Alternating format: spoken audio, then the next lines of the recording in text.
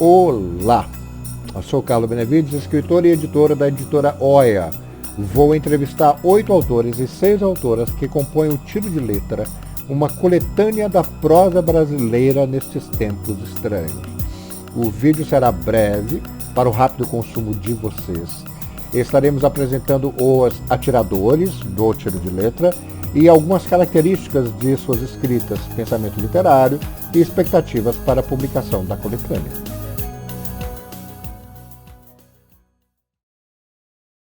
E continuamos nesta epopeica sessão de entrevistas com atiradores e atiradoras.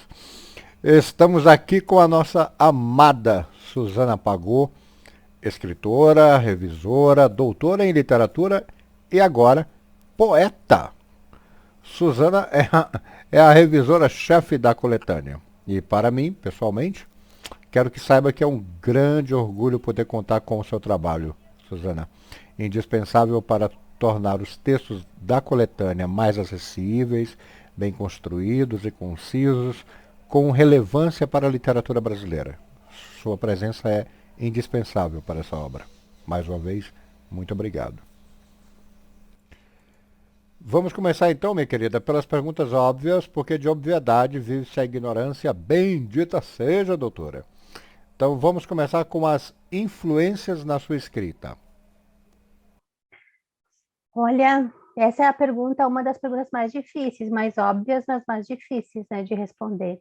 Porque a gente acaba lendo tanta coisa que quando vai pensar assim, o que me influencia? Acho que é a mistura de tudo, né, que a gente já leu.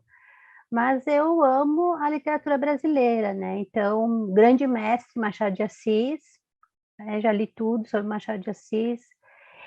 José Guimarães, adoro. Guimarães Rosa, amo demais. Clarice Lispector, né?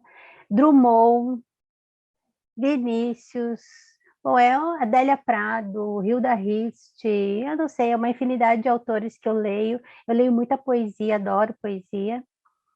E eu acho que a poesia, de uma certa forma, influencia também meu modo de escrever, a criação da minha linguagem.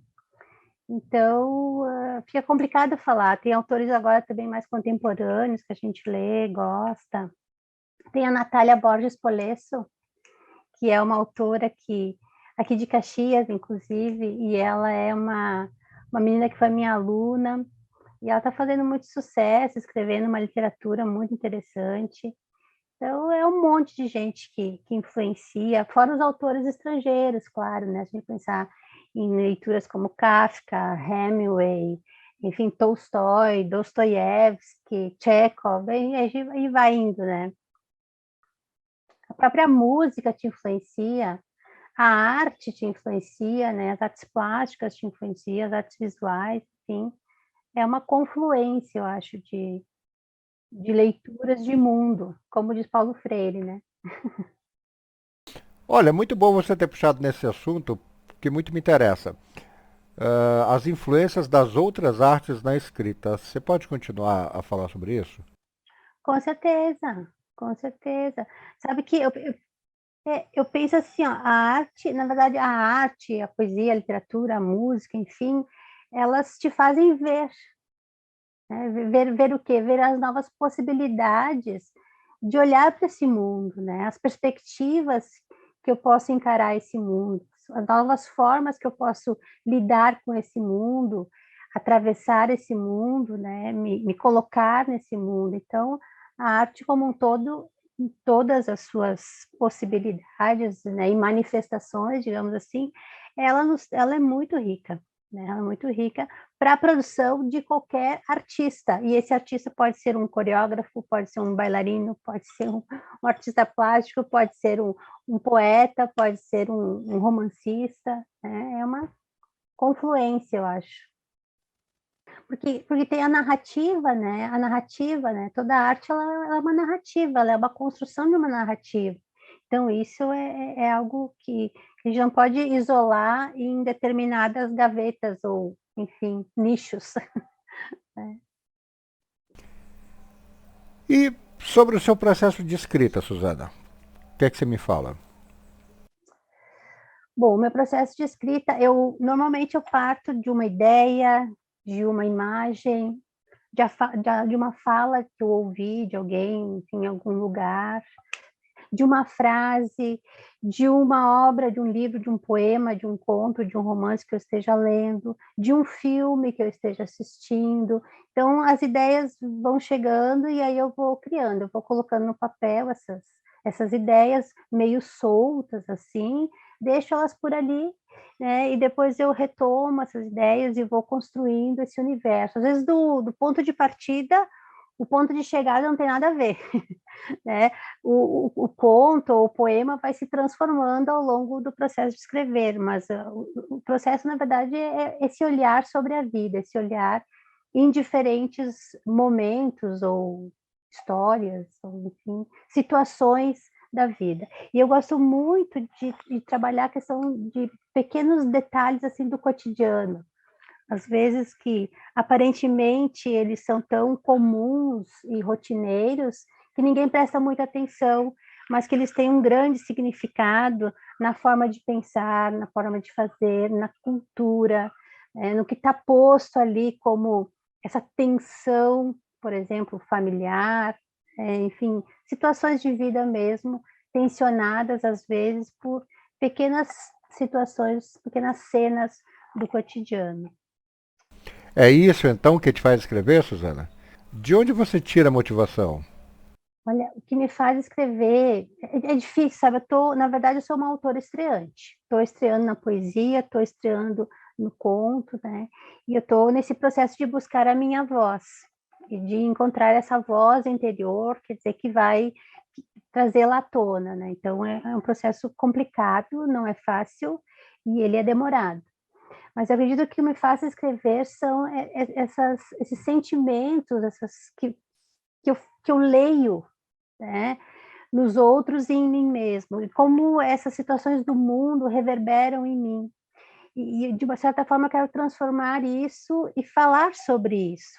E um caminho que eu encontrei para falar sobre o que me inquieta no mundo, agora está sendo a literatura. Quer dizer, a literatura está sendo esse meu corredor, digamos assim, de acesso às minhas memórias, à minha história de vida, às coisas que eu acredito, né? E me ajuda também a rever essa história, me ajuda a rever essas minhas crenças, né? Fazendo quase uma espécie de autoanálise. A gente acaba se colocando muito nesse processo de escrita, né? E então eu penso que escrever tem esse toque ou esse teor de autenticidade. Não é autobiográfico, não é nesse sentido, mas é de ser verdadeiro em relação àquilo que eu acredito. Por exemplo, naquele conto Rastilho de Luz, em que tem uma personagem que eu tentei trazê-la para um processo de epifania, através de uma situação muito cotidiana, ali discutir essa questão do silenciamento da mulher, né? Ao longo de uma vida inteira ela foi silenciada, e aí ela consegue, de uma certa forma, vir à tona, né? E entender-se como protagonista da sua própria vida. Então, isso eu acredito, por exemplo, isso é uma questão que eu acho que é uma questão que deve ser discutida na literatura, a questão da mulher, do silenciamento da mulher. Então, eu vou tramando, né, costurando essas ideias e construindo um processo de escrever, de ver a literatura, de tratar a literatura. Bom, você já conhece essa pergunta, então vou ser bem direto. O que se joga dentro de um conto e o que se joga fora de um conto? Eu acho que a gente tem que jogar dentro de um conto a, a visão de mundo, né? A visão de mundo, as contradições humanas. A gente tem que mexer nisso, nas contradições humanas. E aí jogar isso no conto e refletir sobre isso, fazer pensar sobre isso, inquietar, provocar. Acho que no conto se joga isso. De uma certa forma, como o Marcos estava falando, é a questão da verdade, né? Da autenticidade que vai permear esse processo de construção do conto nessa perspectiva. E o que eu vou excluir disso é a não verdade, né? É a não autenticidade. E se eu pensar do ponto de vista da linguagem, o que eu vou excluir são os excessos mesmo, que a gente também já foi falado pelo Marcos e pela Luciana, né? São os excessos em todos os sentidos, porque até voltando a falar sobre o meu processo de escrita, eu tenho essa questão de não revelar tudo, sabe? De deixar para o leitor brechas, espaços para ele se movimentar e construir o texto junto comigo. Então, eu acho que então a gente não pode exagerar num conto, tem que deixar fora de um conto, são os excessos de descrição, os excessos de detalhes, que na verdade vão prejudicar, servirão como ruídos nesse processo do leitor compreender a história, mergulhar nessa história. Então, tira tudo que é em verdade sobre o humano e coloca todas as verdades do humano, e aí faz uma miscelânea, vai. Estilo. Queria saber como você pensa em construí-lo com o passar dos anos da sua escrita. Eu acho que eu me identifico com um estilo mais intimista. Eu acho que eu gosto de trabalhar a personagem na perspectiva mais psicológica dessa personagem. Tentar entender essa personagem e tentar ir revelando essa personagem, as suas idiosincrasias, né, as suas problemáticas, as suas contradições, né, os seus medos, as suas intenções ou segundas intenções, enfim, mas de um ponto de vista mais psicológico. Eu gosto de criar essa personagem pensando nessa perspectiva mais intimista, psicológica. Acredito que seja mais essa minha, digamos assim, esse meu caminho. Eu ainda estou criando ele, mas eu acho que é por aí que eu vou indo na literatura. Olha, escrever para você é criativo, emotivo ou artesanal? Puxa, eu acho difícil separar essas três coisas, porque o artesanal tem a ver com pegar a palavra mesmo ali, né, o nosso objeto, e trabalhar esse objeto, né, artesanalmente mesmo e arduamente, né.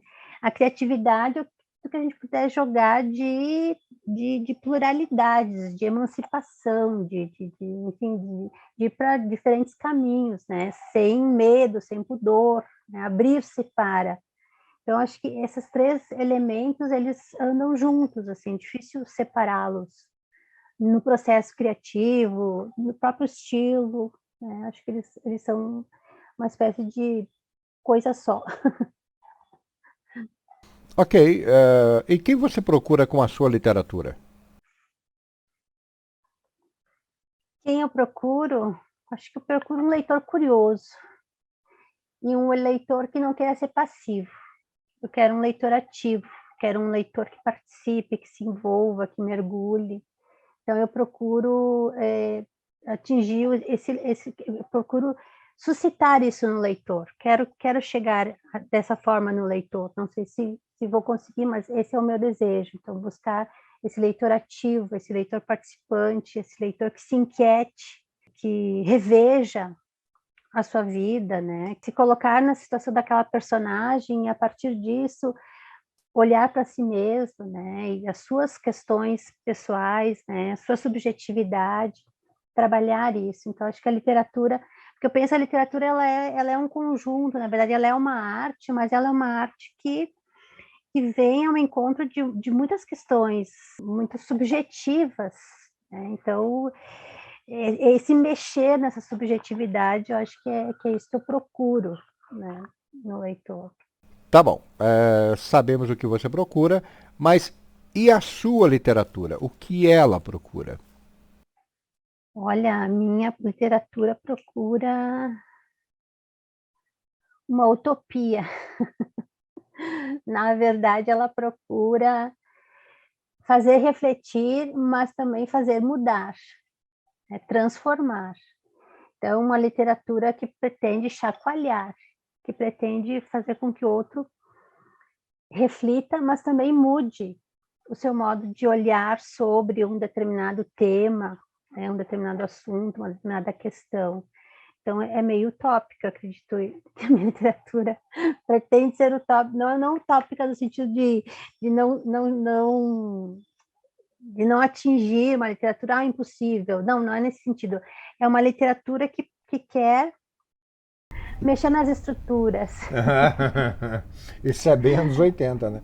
Então, É, né? vamos ver aqui. Mas eu Então, acho que, acho que tem a ver um pouco com o que a gente está vivendo hoje, né? é, Sair é, é. do, quer dizer, cutucar, quer dizer, mexer, provocar. Agora, eu queria saber o que você achou do processo do tiro de letra. Olha, o tiro de letra foi um processo muito interessante. É um processo assim, primeiro que ele parte de um projeto. Então, isso já é algo muito importante. Ele tinha raízes, estrutura para dar certo.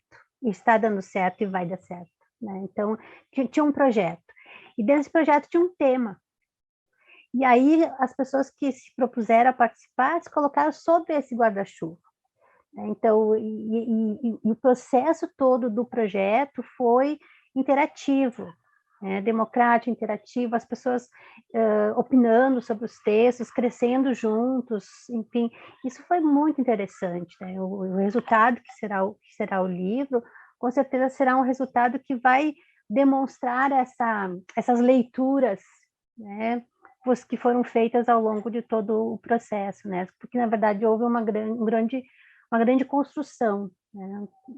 Um desenvolvimento, conhecimento cada vez maior de cada um de nós que estamos participando desse projeto. Temos literários e temos humanos, né? Porque a gente acabou conhecendo tanta gente e sei lá, e cada um é um mundo.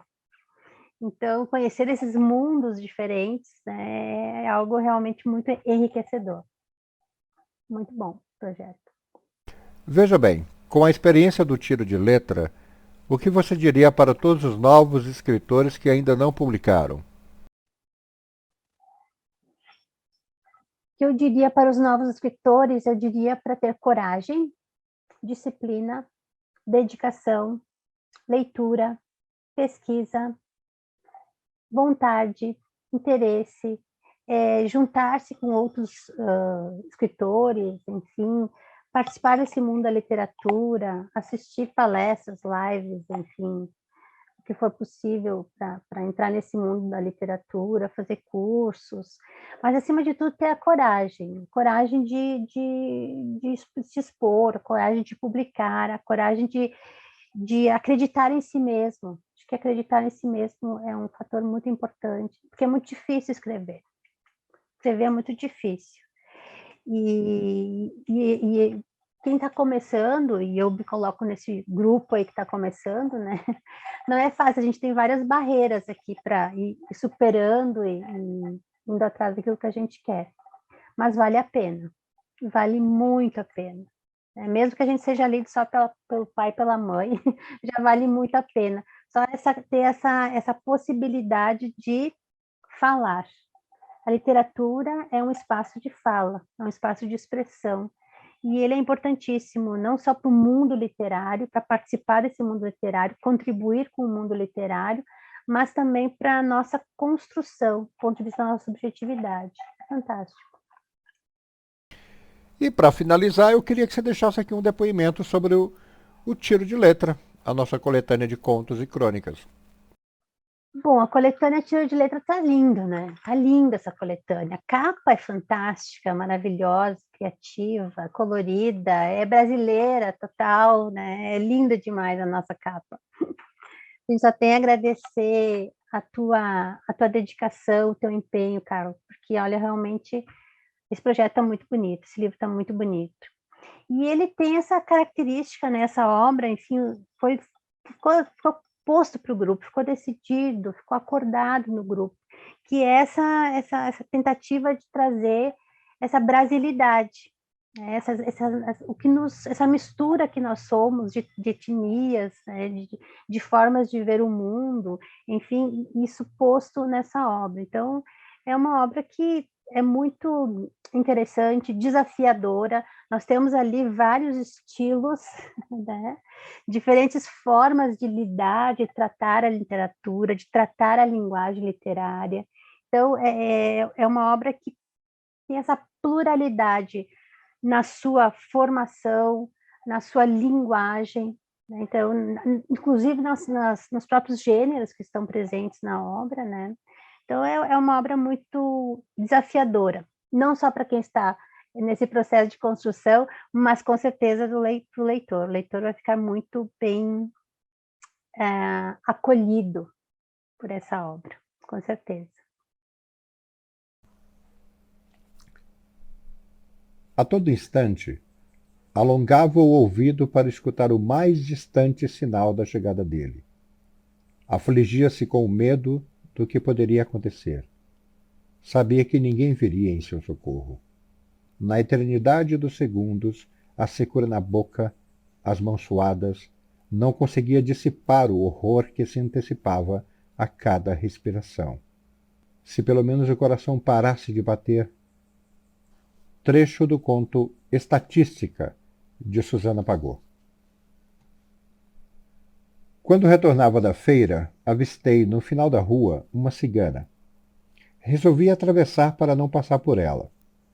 Não acredito muito, mas também não duvido dos tais sinais ocultos que rondam a existência e podem ser interpretados por iniciados. Sim, a vida é cheia de mistérios, mas se forem feitos para serem misteriosos, que fiquem assim.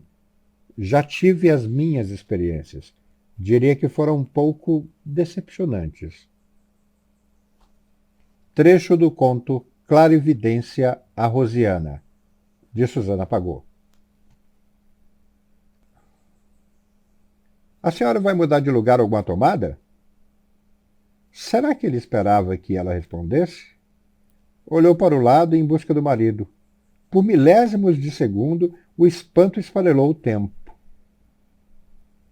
O vidente, o velório e o enterro ficaram em suspenso. Virou as costas e nada disse. Prostrada, caminhou até a sala e sentou-se no sofá. Não movia nenhum músculo. Com o olhar fermentando, observou o sol entrar pela janela, brincando com o claro e o escuro que a sombra dos móveis projetava. Trecho de Rastilhos de Luz, conto de Susana Pagô. D. fugiu da casa às 9 horas da manhã de uma sexta-feira de agosto. Passados alguns minutos, parou apavorado. Não contava com o efeito que produzia nos olhos das pessoas. Naquela pequena cidade do interior, um menino muito magro que ia medroso, andando de um lado para o outro. Desconhecia as ruas, ia e voltava pelas poucas quadras. Para onde? Avistou a escola, o mercado, a oficina, o boteco. Ninguém o conhecia, talvez o ajudassem, mas chamaria a atenção para si e o pai poderia saber. Não. A oportunidade inesperada de fuga não lhe deu tempo de avaliar os desdobramentos de sua façanha. Amaldiçoou Golias. Trecho do conto D, de Susana Pagô.